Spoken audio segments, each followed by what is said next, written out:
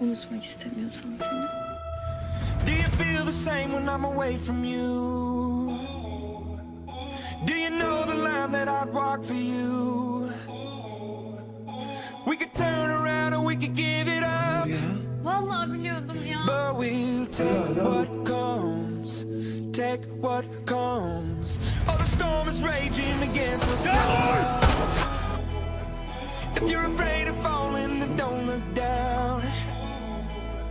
But we took the step, but we took the leap. And we'll take what Hayatımın en güzel comes. vedasını yazmışsın. Take what comes. Feel the Yüzüme bakmadan. wind in your hair. Feel the Beni dinleyeceksin. Ben seni... way up here. We're walking the wire. Love. Nasıl durduracaksın beni?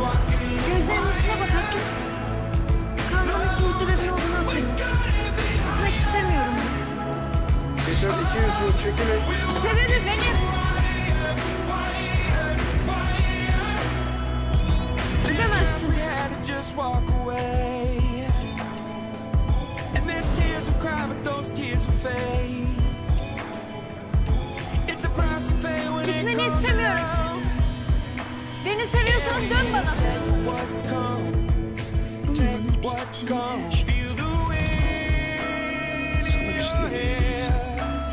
Feel the rush way up here. We're walking the wire.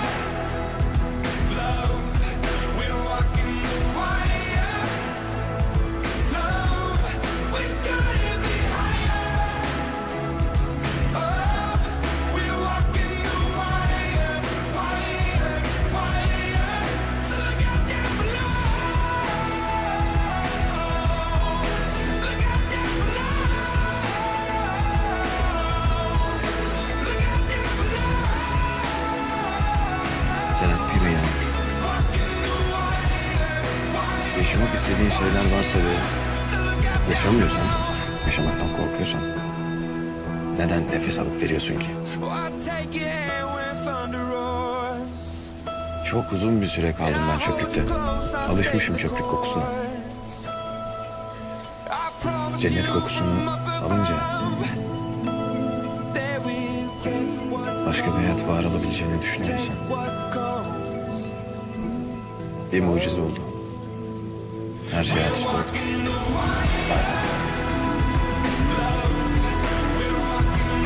Artık Yağmur ben bunları kendime söylerken, bu duyguları tarif ederken utanmıyorum.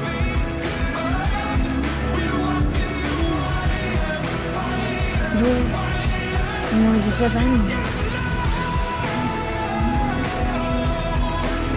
Benim mucizem sensin.